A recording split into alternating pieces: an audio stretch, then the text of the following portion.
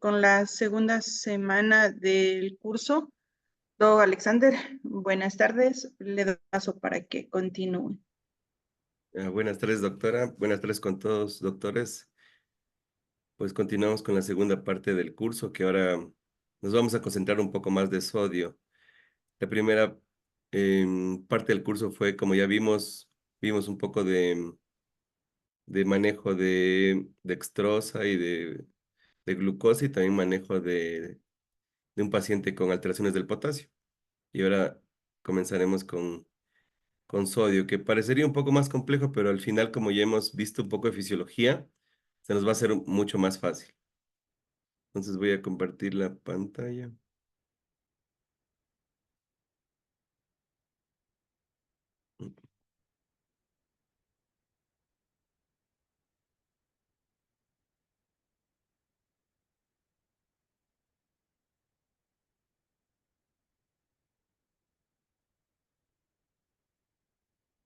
Ya, entonces comencemos, doctores.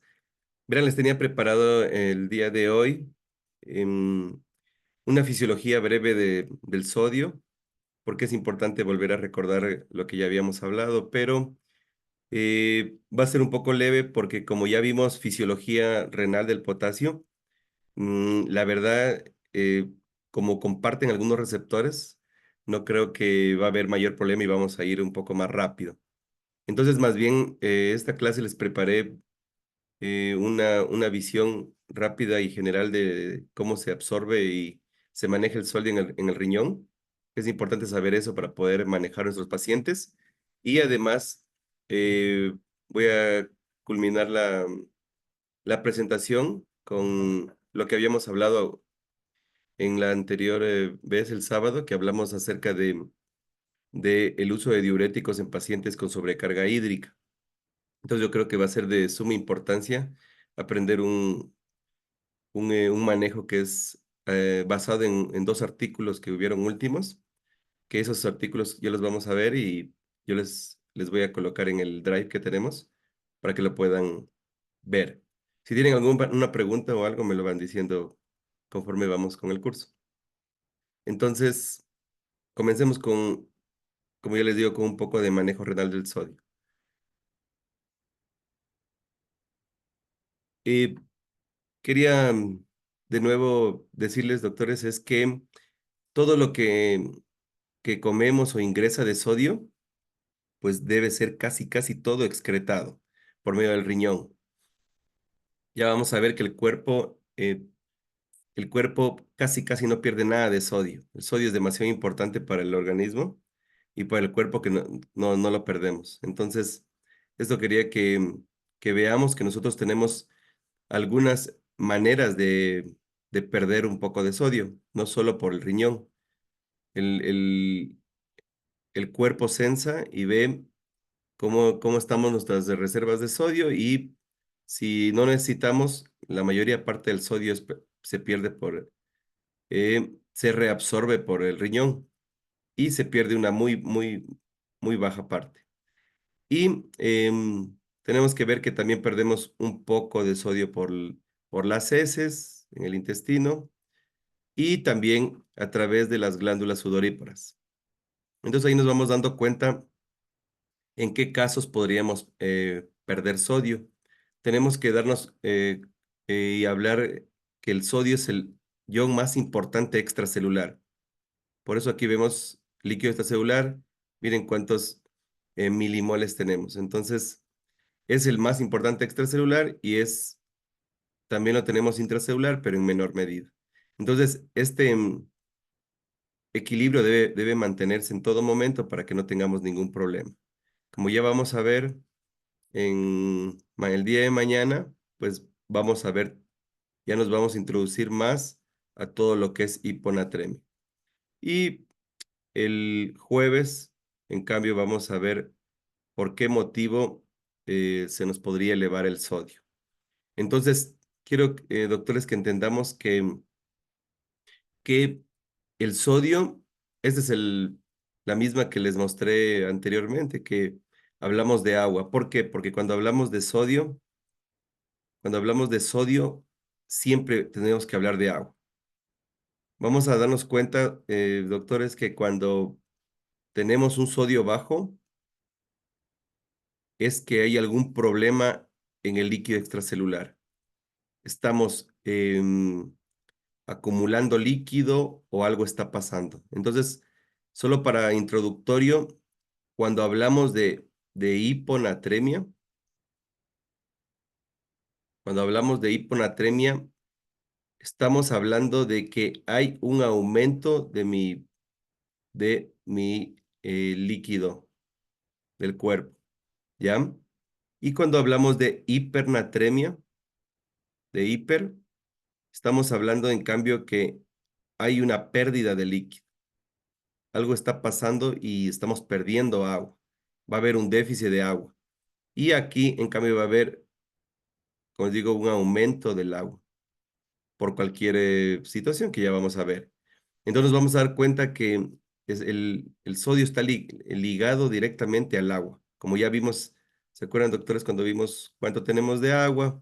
Y ya sabemos que tenemos aproximadamente 42 litros, de acuerdo si es que pesa 70 kilos. Ya sabemos la fórmula, cómo hacer, qué tenemos que hacer para nosotros saber cuánto de agua tenemos en el cuerpo. Y sabíamos que líquidos que están en el cuerpo se están moviendo bidireccionalmente de acuerdo a las necesidades de nuestro cuerpo. Entonces, eso es sumamente importante saber porque cuando hablemos de hiponatremia, pues tenemos que ver qué está pasando en nuestro cuerpo que nos está haciendo retener agua. Solo en un caso, en los casos donde hay pérdidas que son muy raras, es que podríamos perder sodio. Entonces, en estos únicos dos casos, que son las pérdidas renales, gastrointestinales, y cuando tenemos también por las glándulas sudoríparas. Pero estas son las causas menos frecuentes de que nos dé una disminución del sodio. Ya vamos a ver luego cuando veamos hiponatremia cuáles son las causas más importantes que nos pueden dar hiponatremia. Y aquí nos damos cuenta, como es en este cuadrito que ya les mostré la vez anterior, que era importantísimo saber que tenemos mucho más sodio fuera de la célula en el espacio intersticial y en el plasma que en el espacio dentro de la célula, que eso era sumamente importante tener en cuenta. Entonces, doctores, como ya sabemos todo lo que habíamos hablado anteriormente, pues esto ya no es muy complicado para nosotros. Em, Aquí está una representación de cómo se maneja el sodio en el riñón. Entonces, el sodio en el riñón, el 100% del sodio igual es filtrado, como ya lo sabemos, ¿no es cierto? Y en esta primera porción, vamos a ver que bastantes, eh, existen bastantes receptores que trabajan aquí.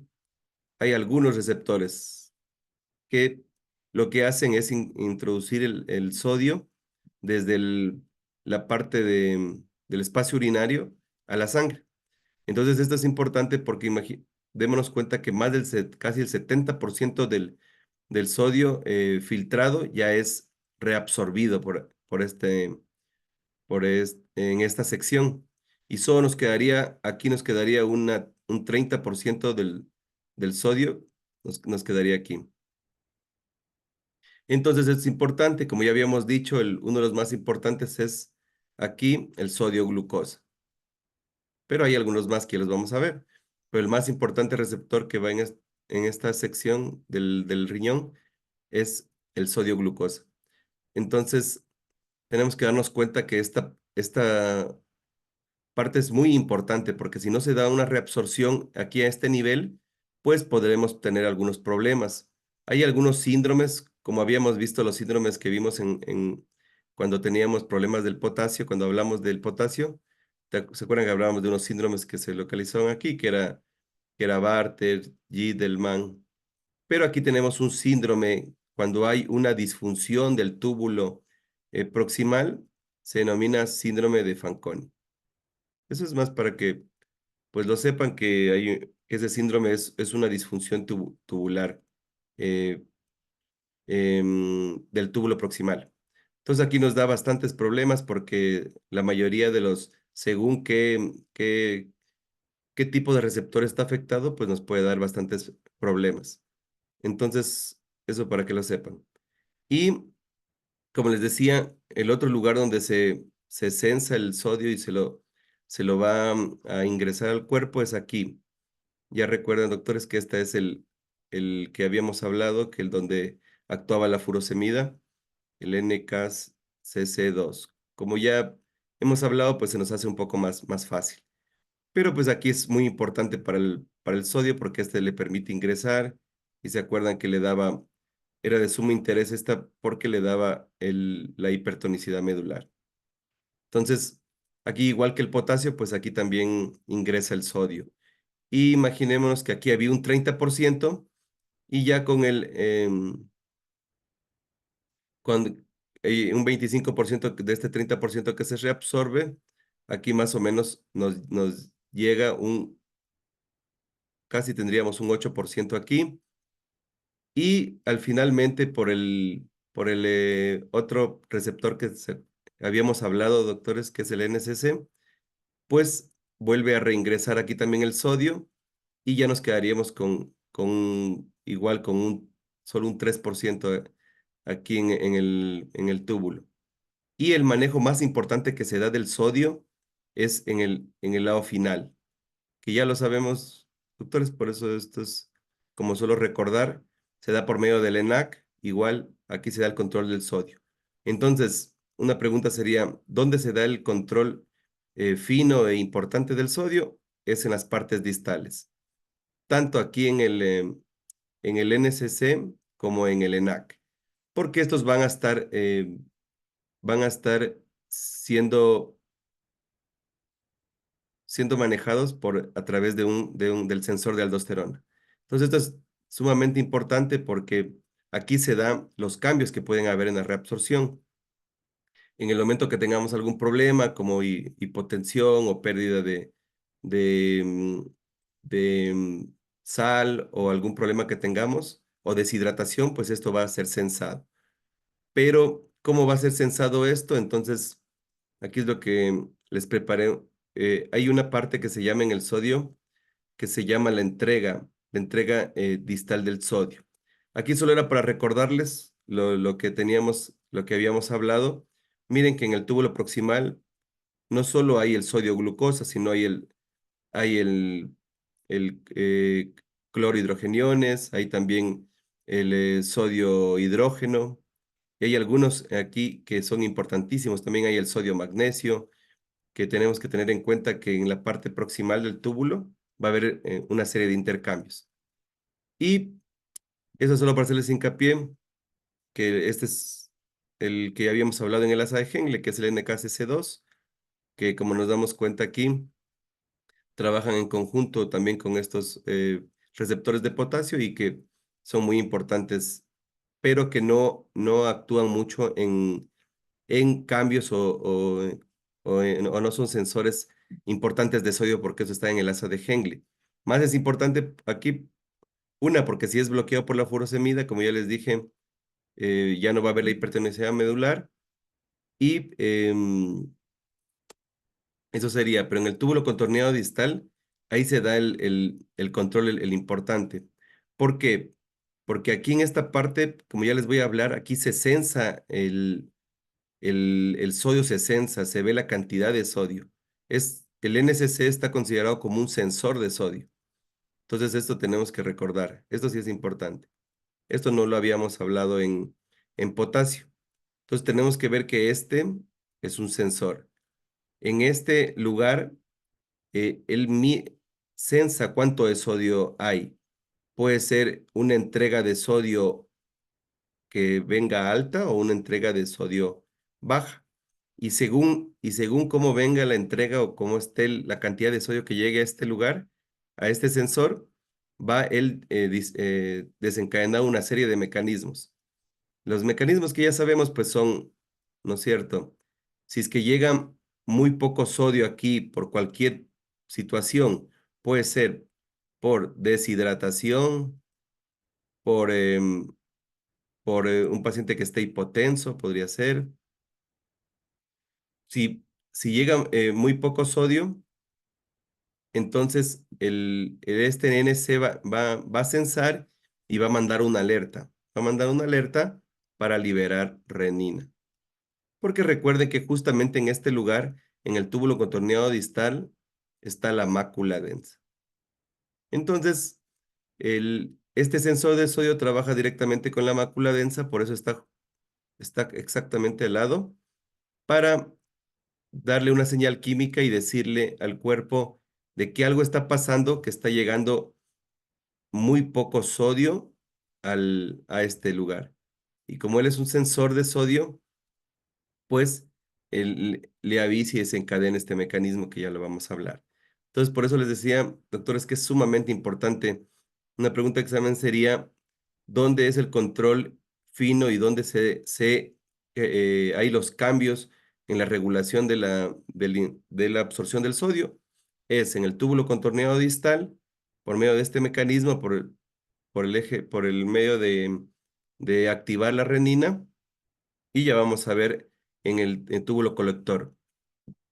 Pero ¿qué pasa? ¿Qué pasa en cambio cuando hay demasiado sodio? ¿En qué casos habría una entrega eh, distal de sodio muy alta?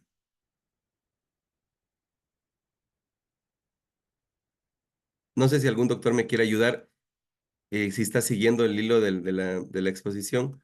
¿En qué casos, en qué casos se le ocurre que podría haber una entrega de sodio muy alta aquí a este nivel? De lo que ya sabemos. Si bloqueo un receptor, tal vez como el NKCC. Eso, exacto. Si ven, doctores, como les dije, como ya vimos, estamos todos ya en la misma sintonía y estamos entendiendo todos. Justamente eso es lo que yo les decía, doctores. Esta entrega de sodio es importantísima. Cuando bloqueamos, ¿se acuerdan que más acá abajo estaba lo que dice la doctora, el NKCC2? Si lo bloqueamos con la furosemida, pues todos decíamos, ¿no es cierto? Y pensábamos que la furosemida eliminaba sodio, pero no es así, porque tiene este primer sensor que si viene mucho sodio, sensa y se hiperactiva este sensor de sodio y comienza a reabsorber el sodio. Esta parte es importantísima porque cuando ahorita veamos un caso que les voy a mostrar súper interesante de un paciente con terapia descongestiva que estoy dando furosemida, dosis altas, vamos a ver qué pasa con el sodio urinario. Porque ustedes dirán, ¿pero que no nos sirve para nada el sodio urinario, doctor, en una terapia o para yo determinar cómo voy con mi terapia? Sí nos sirve, pero nos sirve solo hasta las 6 horas y máximo, máximo hasta las 12 horas. Porque esto se ha visto que en este tiempo ya compensa este sensor y ya no tienes casi nada de eliminación de sodio. Entonces, las primeras horas sí podríamos utilizarlo como herramienta, más bien, para determinar si mi terapia descongestiva es efectiva. Entonces, eso sí es importante. Por eso hablo de entrega renal de sodio. Entonces, esta parte es sumamente importante saberla. Entonces, continuando, pues el otro parte importante del manejo del sodio es este. Yo sé que ya hemos hablado bastantísimo de este, pero qué importancia que tiene, la verdad, tiene una importancia muy, muy, muy, muy, muy fundamental en el manejo del sodio.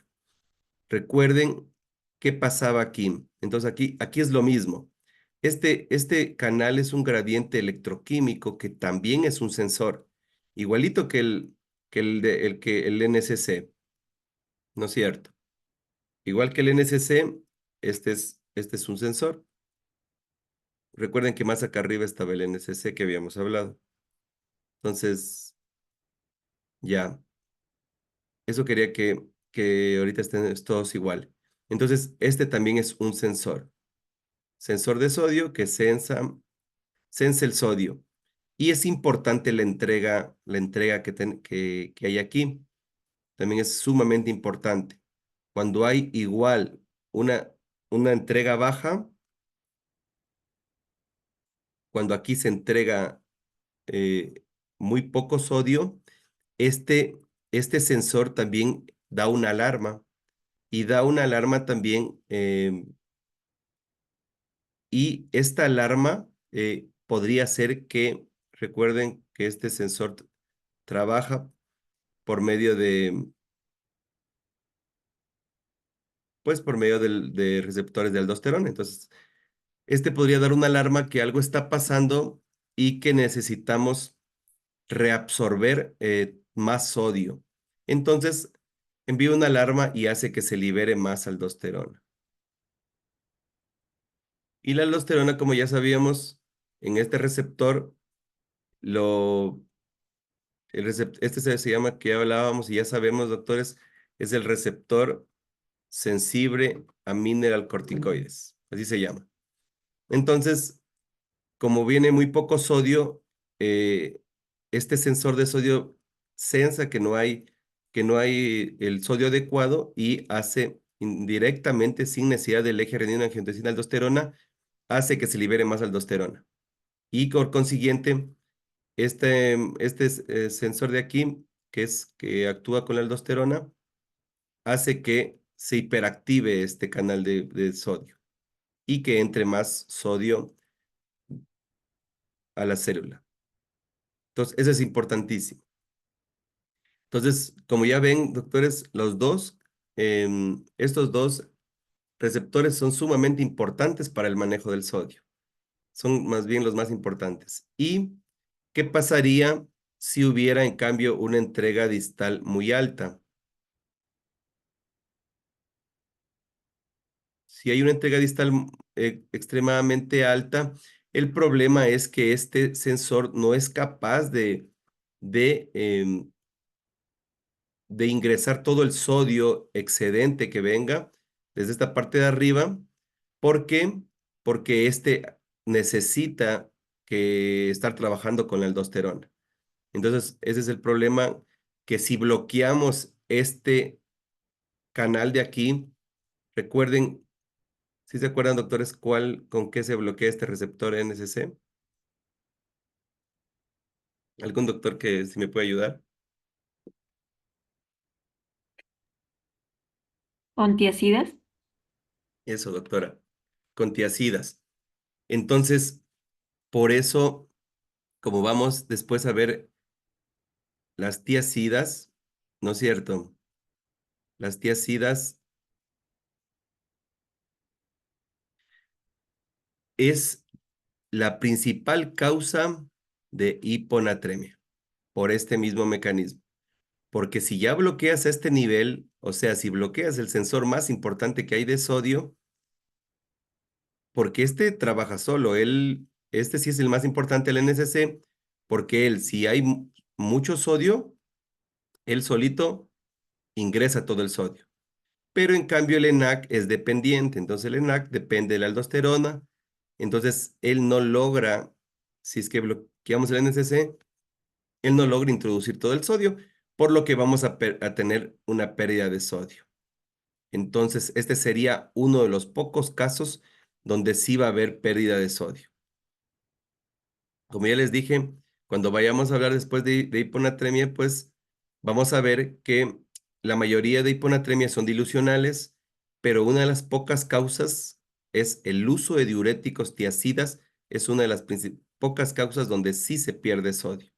Vas a tener y puedes tener, y las hiponatremias con este fármaco van a ser severas.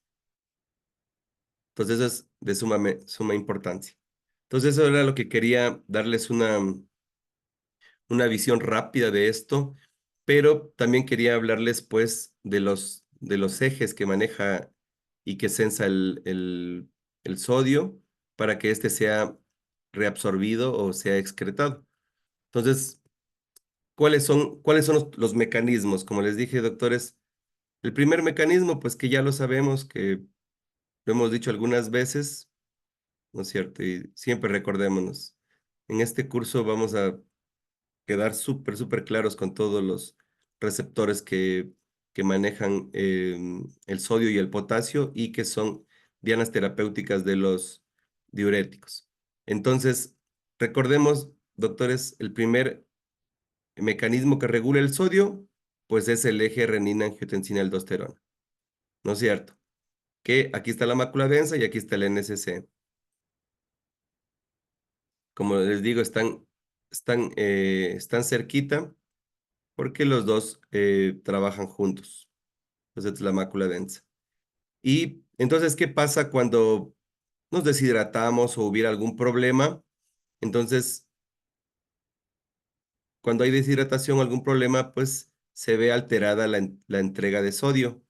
Y como el sodio está bajo por cualquier problema, ¿no es cierto? Va a venir una entrega de sodio baja aquí. ¿Se acuerdan que aquí solo tenía que eh, venir un 5% nomás de sodio llega aquí? Pero pues puede llegar más bajo, puede llegar un 3 o 2. Entonces, si llega muy bajo la entrega de sodio, va a activar el eje renina-angiotensina-aldosterona.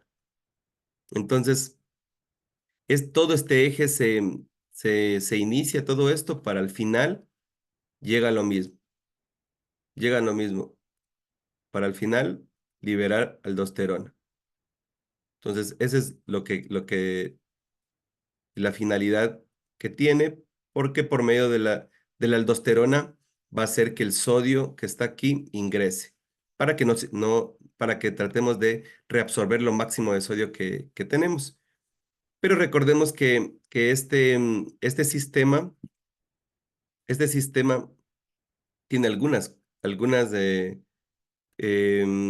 peculiaridades. No solo es lo único es que llegar a esto, a la aldosterona, sino que tiene más acciones. Entonces, una de las principales acciones, como ya les dije, doctores, es que la renina es vasoconstrictora de este vasito, del, em, del vaso eferente. ¿Por qué? Porque lo cierra este vaso para que, si es que tenemos hipotensión o tenemos pérdida de líquidos, no se caiga la tasa de filtrado glomerular. Entonces, eso es importante.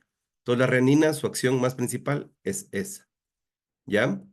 Pero después de que tenemos la renina, pues ya la renina, como ya vemos aquí, ya actuó, ya nos ayudó a a cerrar este vaso sanguíneo para no perder la función renal.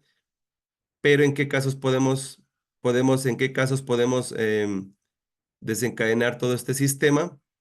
Pues cuando como ya les dije, doctores, cuando se nos cae la presión arterial.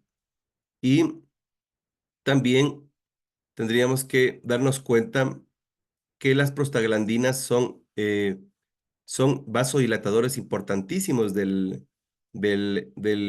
las arterias renales. Y por eso cuando bloqueamos las prostaglandinas con los AINES,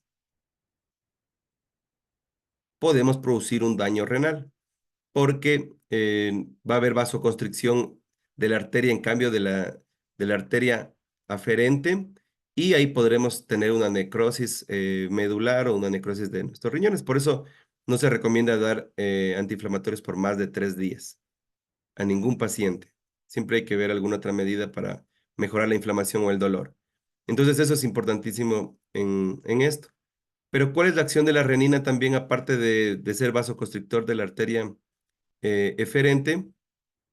Es actuar aquí y producir a través del angiotensinógeno, formar la angiotensina 1, ¿ya? Y la angiotensina 1, a través de la enzima convertidora de angiotensina, va a formar la angiotensina 2, que esta es la más importante. Esta es una de las más importantes del eje renina-angiotensina-aldosterona.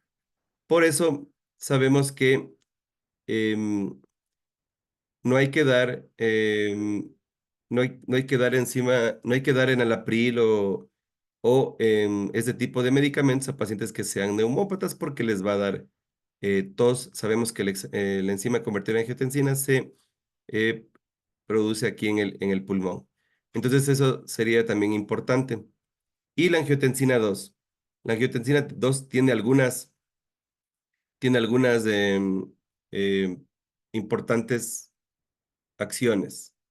Una de las más importantes acciones es que va a actuar en las glándulas suprarrenales para liberar aldosterona. Pero no solo eso, sino que también actúa en la ADH y también la eleva. Entonces eleva la hormona antidiurética y cuando eleva la hormona antidiurética hace que haya mayor retención de líquidos. Por eso, eh, cuando a esta hormona antidiurética hay algún problema y se está elevando de una manera muy, muy alterada, pues le llamamos un CH. Y esta es la principal causa también de hiponatremia. Entonces, eso quiero que les quede muy claro, doctores, que como nos estamos dando cuenta, el eje renina-angiotensina-aldosterona tiene algunas cosas muy importantes en el manejo del sodio. Y pues ya de paso les dimos una, un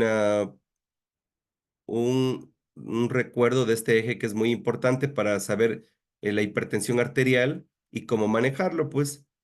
Una diana terapéutica del manejo de la presión arterial, pues son los IECAS, al inhibir esta enzima para que ya no se convierta la angiotensina 1 a la angiotensina 2. Y también hay los ARA 2, ¿no es cierto? ¿Qué significan ARA 2? Son antagonistas de los receptores de angiotensina. Porque la angiotensina también algo importante es que hace es vasoconstrictor periférico. Entonces, si bloqueamos estos receptores, pues ya no vamos a hacer que la angiotensina 2 actúe y por consiguiente relajamos el vaso sanguíneo y pues mejoramos la presión arterial. Entonces, eso es importante saber pues también para el manejo de nuestros pacientes con hipertensión arterial.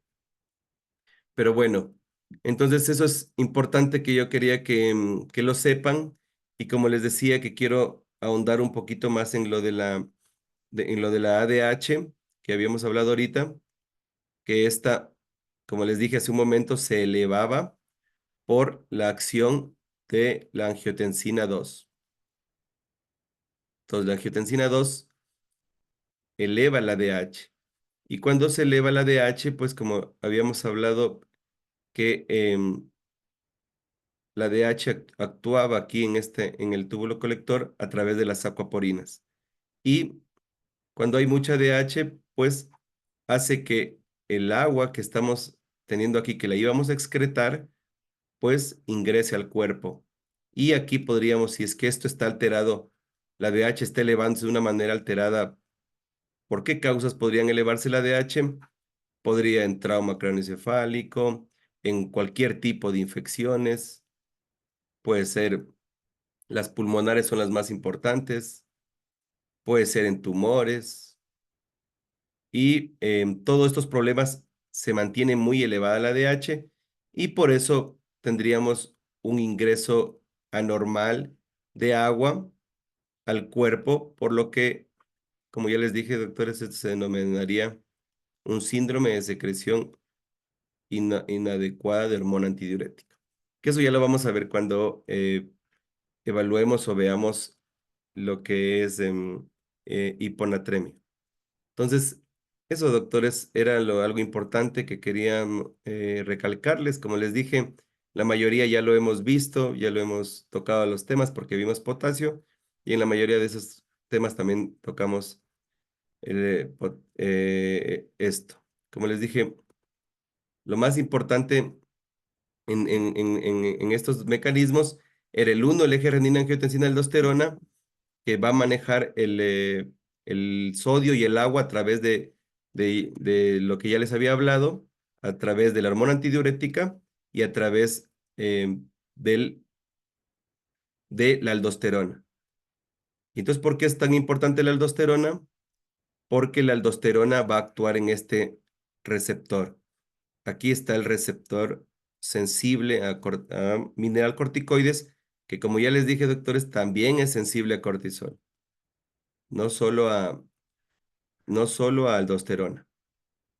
Entonces, tiene múltiples acciones moleculares donde lo importante que quiere aumentar el tráfico e ingreso del sodio, que el sodio ingrese al cuerpo porque el cuerpo está pensando que podríamos estar perdiendo sodio o que podríamos, o estamos hipotensos o que algo nos está pasando, entonces la aldosterona lo que hace es ingresar sodio. Pero como ya saben, en la hipertensión arterial, por motivo de em, de que se está hiperactivando el eje renina-angiotensina-aldosterona, este va a estar siempre actuando y siempre va a estar ingresando sodio al cuerpo y por eso ves, el paciente va a tener hipertensión arterial. Entonces, eso era importante para saber qué es y cómo se maneja el sodio en el cuerpo. Entonces, con todo esto, doctores, no sé si tienen alguna pregunta en cuanto al manejo renal del sodio. Yo la verdad pienso que le estamos ya súper claros porque ya lo hemos visto y ya vimos, la semana pasada vimos todos los receptores, como fuimos viendo potasio, pues también de paso ya íbamos viendo sodio. Entonces creo que ya no hay algo que haya quedado no muy claro. O ¿hay algún doctor que no le quedó claro algo del manejo distal del sodio?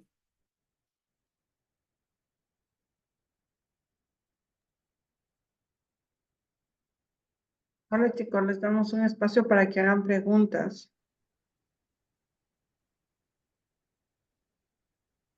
Estuvo súper claro, Doc. Muchas gracias. Por mi parte no tengo dudas.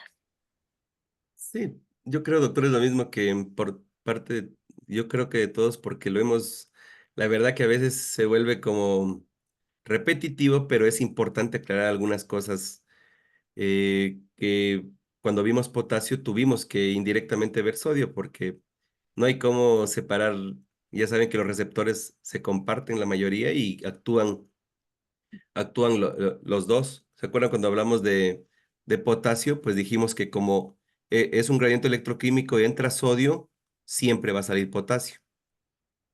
Entonces era eso importantísimo, todos actúan juntos. Y por eso hablábamos que cuando dábamos un bloqueador de estos receptores, entre ellos la espironolactona, y como se bloquea este receptor, pues va a bloquearse el ingreso de sodio al cuerpo, pero también va a bloquearse la salida de potasio, por lo que vamos a tener problemas de potasio elevado con la espironolactona. Entonces eran el efecto adverso esperado. Pero como ya habíamos hablado, pues tenemos nuevos fármacos que se llaman finerenona y ese fármaco ya no tiene ese efecto adverso o si lo tiene es muy, muy, muy bajo en los casos. Se llama voy a poner bien para acordarnos. Ya, entonces eso, doctores. Entonces yo creo que están súper bien. Yo les traje este caso porque una doctora me preguntó acerca de em, cómo haríamos si tuviéramos un paciente con sobrecarga hídrica. Porque claro, estamos aprendiendo hidratación, pero también tenemos que saber qué hacer cuando tenemos un paciente que está hiperhidratado o que está congestivo o que le pasó algo y él está con sobrecarga hídrica.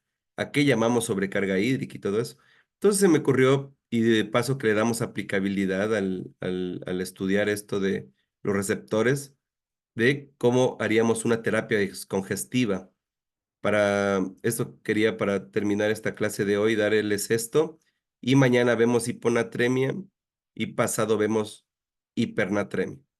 Y de ahí al sábado pues ya haríamos algunos asimismo ejercicios como habíamos hecho la última vez y pues ya terminaríamos con el curso. Voy a comenzar con esta nueva clase, pero quería